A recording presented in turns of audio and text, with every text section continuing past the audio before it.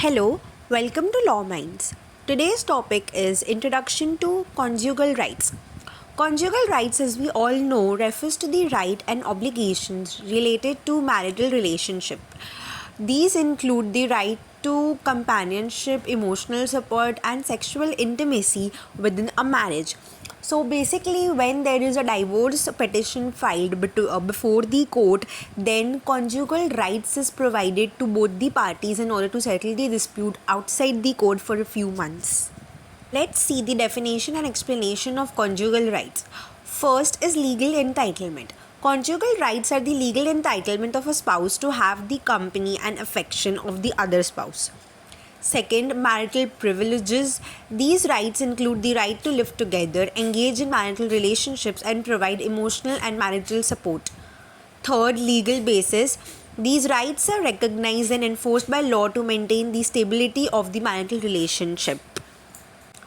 Who can file for conjugal rights? Firstly, married individuals, either spouse in a marriage has the right to file for conjugal rights in case there is a divorce petition that they want. Second, legally separated individuals. Even if the spouses in a relationship are legally separated, individuals may still be entitled to file for conjugal rights under specific circumstances that is provided in the Act.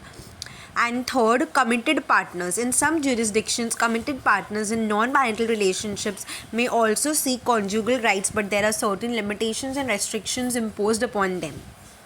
Let's look into the conditions that are required to file conjugal rights. Firstly, there should be a valid reason. The filing party must demonstrate valid reasons for seeking enforcement of these rights.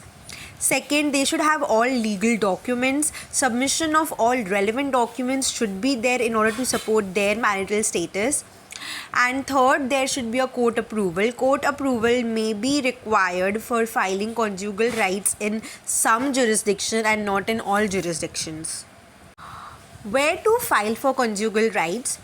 There are three circumstances or portals on where we can approach to enforce our conjugal rights. First is the family court. The family court, a relevant court jurisdiction where the couple resides, is the primary venue for filing conjugal rights. Any such circumstances or any such petitions that are related to our marriage are to be filed in family courts. Second, there is a legal advisor. Seeking guidance from a legal advisor or attorney regarding the appropriate jurisdiction and procedure is also advisable in order to file in the correct jurisdiction. And third is online portals. Some jurisdictions may offer the option of filing for conjugal rights through online portals for convenience, but the relevant limitations and restrictions are to be checked.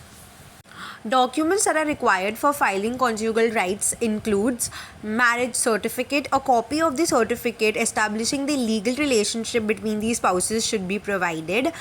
The identity proof of both the spouses are very necessary, which is a valid identification, either PAN card or Aadhaar card or any such valid identity proofs.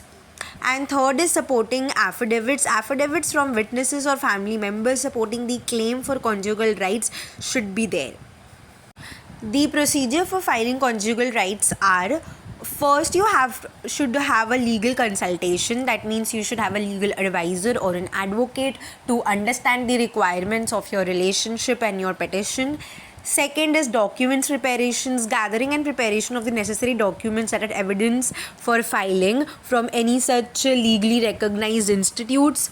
And third is court submission, filing the petition for conjugal rights with the appropriate court and formal submission of the documents.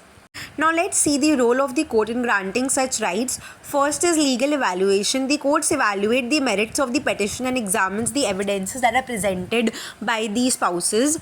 Second is judicial discretion. The court exercises discretion in granting conjugal rights based on the circumstances and applicable laws.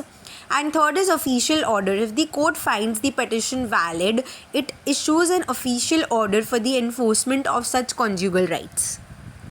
Now let us see the legal consequences of the environment as consequences of violating conjugal rights. First is legal ramifications. Violating conjugal rights can lead to legal consequences including court orders and penalty. Second is marital discord. It may cause disruption and deterioration of a marital relationship, leading to emotional and psychological distress. And third is legal remedies. The aggrieved party may pursue legal remedies to seek enforcement and protection of conjugal rights. Conclusion and summary of conjugal rights, which was brought by the amendment to a well-regulated material being necessary to the security of a free state, are understanding rights, legal resources, and maintaining harmony. In order to give a second chance to a legal relationship of the spouse, conjugal rights are enforced and provided to them.